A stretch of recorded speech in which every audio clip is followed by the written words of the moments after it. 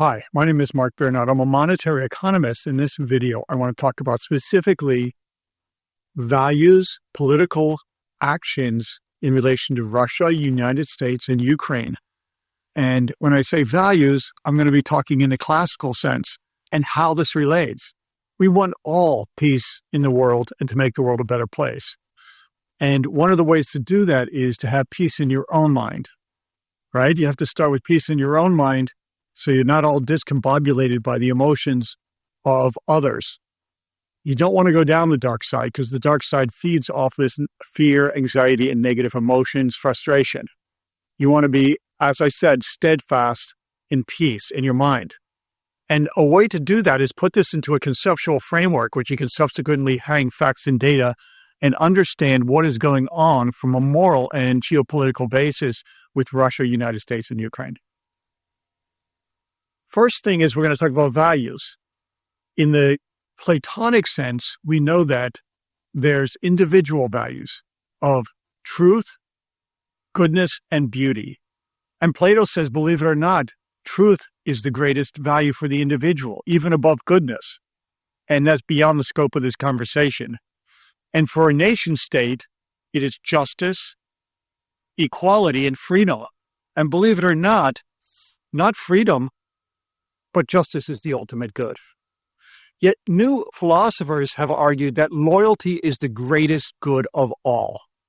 Because when we're all searching for the meaning of life, and we have, you are your religion, your loyalty to these values, your loyalty to something is what defines you. For example, I always use Star Trek analogies, and maybe in a subsequent video I'll tell you why. If Mr. Spock or Captain Kirk was disloyal to the Federation or the Prime Directive, disloyal to the ship, that would probably be their gravest, dare I say the word, sin.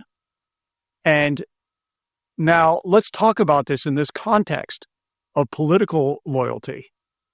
Certainly Benedict Arnold was offered, he was considered a great American earlier, but then in his, let's say his second term of this Benedict Arnold we're talking about, for a temptation of 20,000 pounds, or he actually got like 6,348 pounds and a pension and I think it was brigadier general rank, he betrayed his country. He was not loyal. And in today's values, I think it's $17.8 million he would have gotten, but in actuality, he got $1.8 million and a $300,000 a year pension in today's values. So for money, the price of silver, he betrayed his country. Again, these were different times and different ideas.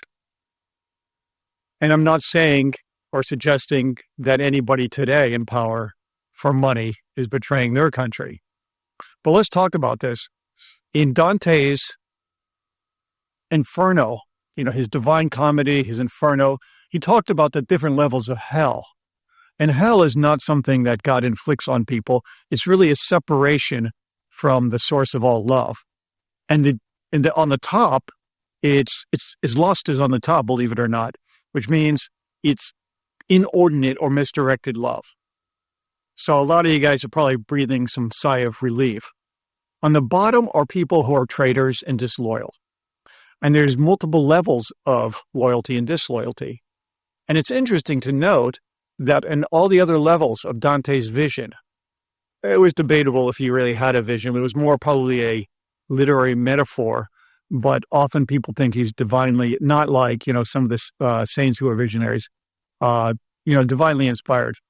It was ice, because that symbolized the farthest separation from God, that a cold, calculating human, like based on money, would sell out their values. And so I don't care as much about selling out your country. And I'm a loyal person. I would never do that.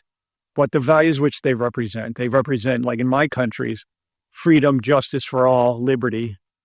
And, we pledge that. And we pledge that allegiance.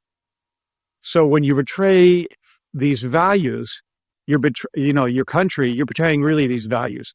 So in these levels, you had the Cainite level, which was based on Cain and Abel, when you betray your family.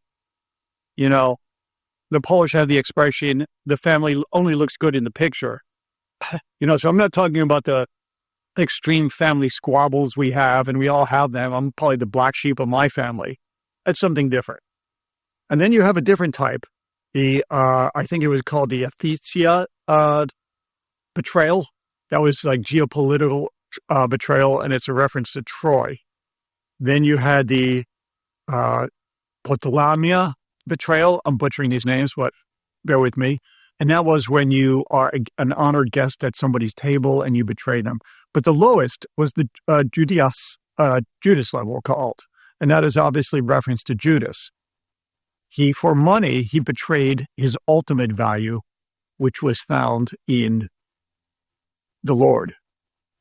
And so for a price of money, he betrayed his values. So this argument that loyalty is the ultimate good, and you should put that even above things like justice and truth, because let's say Spock was just spreading disinformation, then his ultimate value of truth, he was disloyal to his ultimate value of truth, it would be meaningless.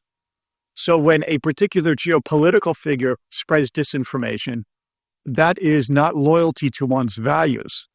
And we are talking about humanistic values, but also spiritual values. And in that lowest level of Dante's vision, I believe it was people who injured or hurt other people's faith, such as people that might put on a costume and pretend that they're religious, like maybe somebody in Moscow, and yet really not be. They're sending mixed signals because this confuses people. So when we're talking about betrayal, like in the Benedict Arnold sense, that's one thing. But when we're talking about, because as I am a total patriot through and through, 1776 or today, there could be an argument for Benedict Arnold's geopolitical betrayal if in one sense, but I wouldn't do that, of course. But he really did it for money and gambling debts and whatever debts.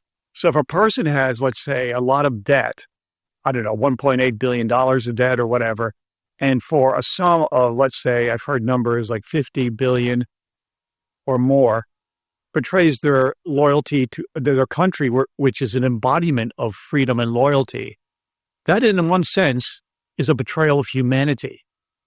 So my claim is that perhaps, and that's just a suggestion, open to debate, and I'm wrong a lot, this is an open discussion, loyalty to humanity perhaps is maybe the greatest value.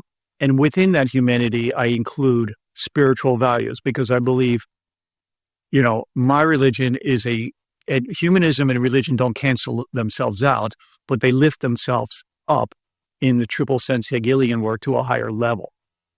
So if somebody is at this lowest circle, and I'm not condemning anybody, I even believe that Judas, perhaps, it's a philosophical, theological debate, has the ability to be redeemed, believe it or not. But as human, imperfect judges that we are, and going by Dante's Inferno, his allegory, his vision, this betrayal of what you truly hold dear the most is the worst thing a human can do. Sounds pretty radical.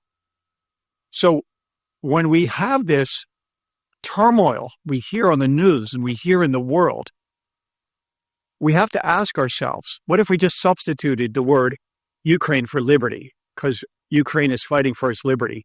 And when somebody says we're going to, for some, deal from, a non-arm's length transaction for quid pro quo, we're going to take a little bit of liberty away.